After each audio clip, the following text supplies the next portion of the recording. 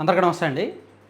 తిరుమల లడ్డూలో తయారీలో కల్తీ నెయ్యి వాడారు అనే అభియోగాలపై సుప్రీంకోర్టు ఆదేశాలతో ఏర్పాటైన సిట్ ఆ కేసును దర్యాప్తులో భాగంగా నిన్న నలుగురిని అరెస్ట్ చేశారు.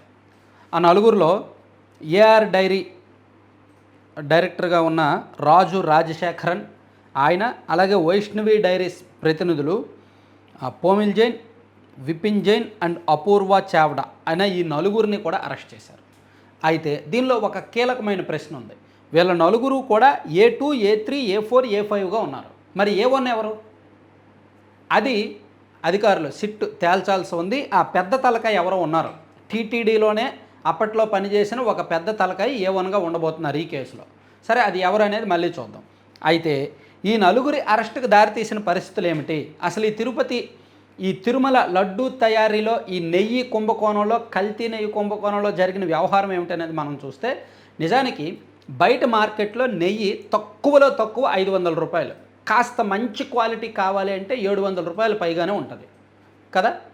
కానీ తిరుమలకు 319 రూపాయల 80 పైసలకి సరఫరా చేస్తాము అని ఈ ఏఆర్ డైరీ అనేది ఒప్పందం చేసుకుంది తిరుమలతో, టీటీడీతో. ఆ ఏఆర్ డైరీ ఎవరిది? వైష్ణవి డైరీస్ వాళ్ళదే.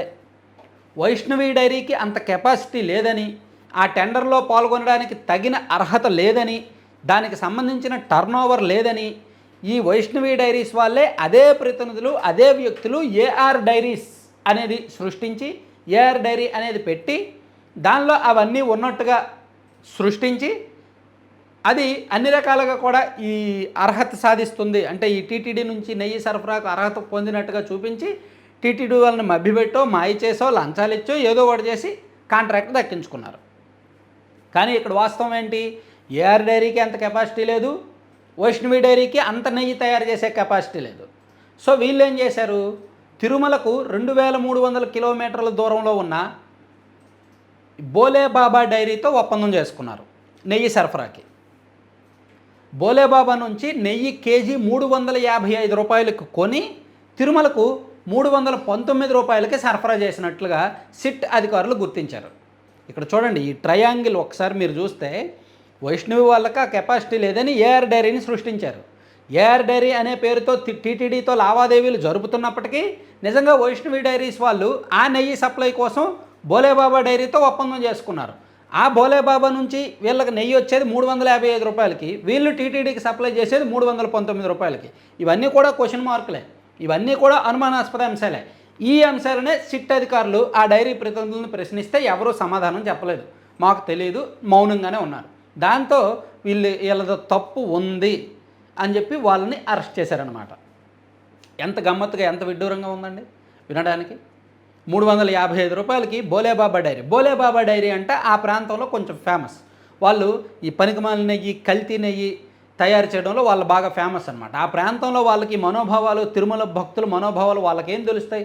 355 రూపాయలకి నెయ్యి సప్లై చేస్తున్నారు అంటే దాని వెనక ఏదో జరిగే ఉంటుందిగా.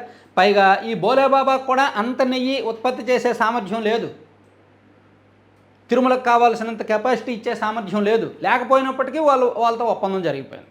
సో ఇవన్నీ కూడా అనుమానాస్పద అంశాలే. ఇందులో ధర వ్యత్యాసం ఉంది. 355 రూపాయలకు కొని 320 రూపాయలకు కొనడం అంటే కేజీ మీద 35 రూపాయలు లాస్ అయ్యి అంత నష్టానికి ఎవడు బిజినెస్ చేస్తాడు? అంత నష్టం వచ్చినా సరే టీటీడీతో ఎందుకు వీళ్ళు ఒప్పందం చేసుకున్నారు?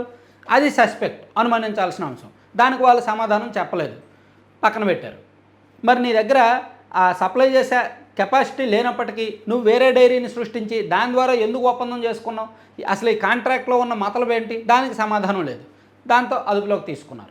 అసలు 355 రూపాయలకి నెయ్యి వస్తుందంటే దానిలో ఏమేమి ఇంగ్రీడియంట్స్ వాడావు? ఈ కల్తీ చేయడానికి ఎందుకు పూనుకున్నారు? దానికి సరైన సమాధానం లేదు.